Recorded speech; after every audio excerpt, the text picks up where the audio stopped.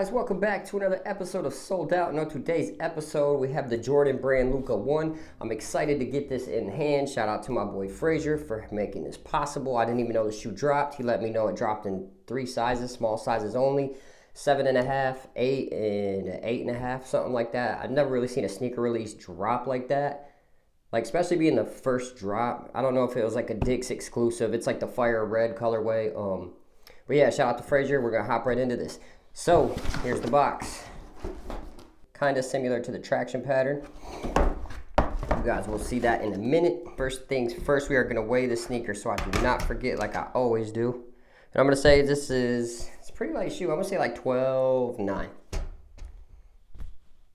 12.3. But the other one, 12.6. So, I mean, I guess I kind of was pretty close, 0.3 off on the weights of each shoe, but you can't really tell the difference or anything like that. Put this one off to the side.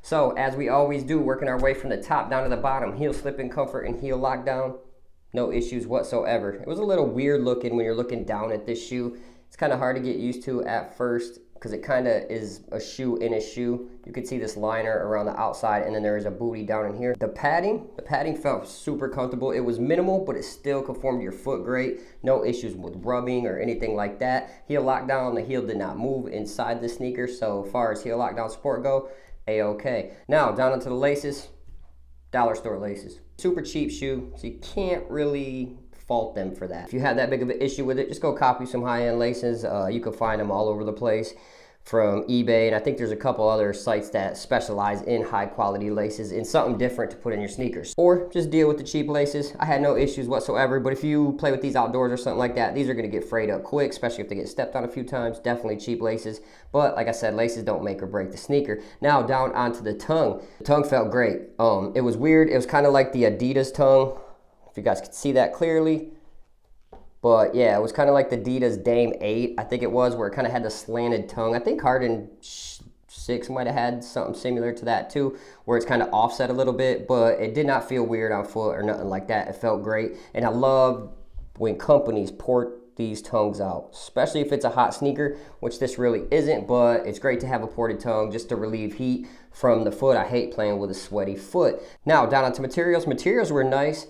I just wish underneath all this, like on like the Jordan 34, they put like a thin padding underneath the material. This really doesn't have that, so it's kind of like uncomfortable up in the toe box. I really didn't care for it. It didn't rub or like drive me that crazy, but it just kind of was uncomfortable, especially with all the shoes I've been playing in and the comfort of a lot of the shoes. The Pumas, the TRC, the Nitro Rise, them were all super comfortable on foot. The materials were awesome. This, just up in the toe box, this was kind of annoying to me, and you could kind of see where at, like when I'm bending that a little bit, like where it would crease at up in this area. But the materials did feel very supportive, I will say that. I had no issues with breathability. I think the materials would last pretty decently outdoors as well. As long as you don't get the white, obviously. If you get this shoe, these are going to get tore up outdoors. But this right here, this flight wire or flight cables, I'm not sure what they're calling that. Jordan brand's calling that, but it feels very sturdy. It feels very stable. A lot of people don't like synthetics. I love synthetics. There's synthetic hits all around this shoe. You can see them all through here, up through here, all on the side, the back. There's synthetic hits everywhere, and I think that kind of makes the life of the shoe last a little bit longer if it doesn't crack. Now, if it cracks, it can escalate quickly and kind of tear up the shoe. So I'm hoping this right here does not do that, but we will have to see. So as far as support and lockdown goes, support and lockdown was great. The materials were good, so support and lockdown is going to be pretty solid if the materials are usually pretty decent for the most part. So yeah, support and lockdown, I had no issues whatsoever on this sneaker. Now, down onto cushion. I was super excited, super hyped to get this Luka 1 in hands because of the new Formula 23. It's kind of, I think it was one of the first sneakers that used it, and it was disappointing. I love Luka, not trying to be a hater, but this Formula 23, you can't even feel it really much at all. Now this around here, I think this is more of like a Phylon or a Cushlon. It almost feels like whatever they used on the Zion 2. So a little bit softer Phylon than like what we're normally used to around these areas. And then the Formula 23 is here, and you can see where there's like a little few gaps in here around this area, and that's for the Formula 23 to expand. but you really don't feel it. Like, I could not feel the Formula 23 whatsoever. Great court feel, stuff like that, but I just couldn't feel the Formula 23. I was disappointed in it. I wish they had a zoom unit in this, which is surprising because he played in the zoom separate all last year. Well, a majority games he played in those, and that had a zoom. He played in the 36s and the other Jordan models too as well, and they all had zoom units in them as well. So I wish the Luka would have came with a zoom unit. I was pretty let down by the cushioning in the Luka 1. Down on the traction. This almost makes up for the cushion. This traction's fire, top tier. Don't care what nobody else says. I don't even know what makes this stick the way that it does.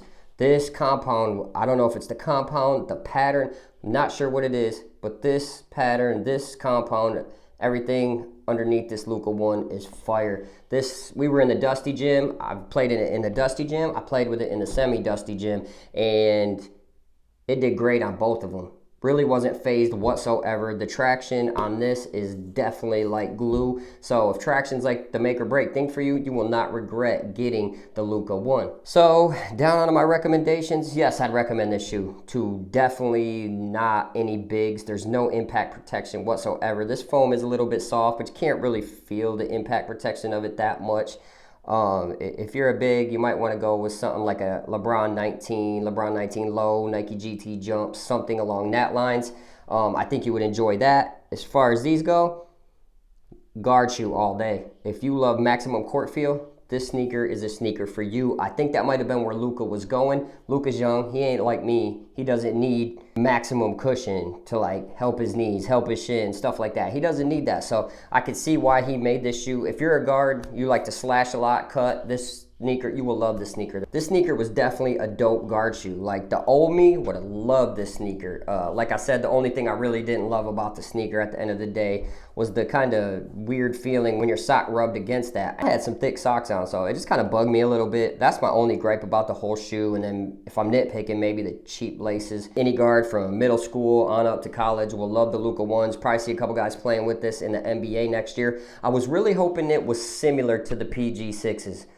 With the Formula 23 foam. They use React on that, and it just wasn't. I'd take the PG6 all day long over that, just because I like the little bit of impact protection that the React gives you, and it just felt comfortable on your foot, man. It felt good on foot. I love the PG6s. I think I might do a versus video and break it down just a little bit more. But guys, thanks for tuning in. I appreciate everyone watching. We hit that 1,000 subs. We're kind of climbing pretty quickly now that we hit that mark, and I just want to say thank you to everybody watching. This is my rundown of the Jordan Luka 1, and we will catch you on the next episode of Sold Out. Peace.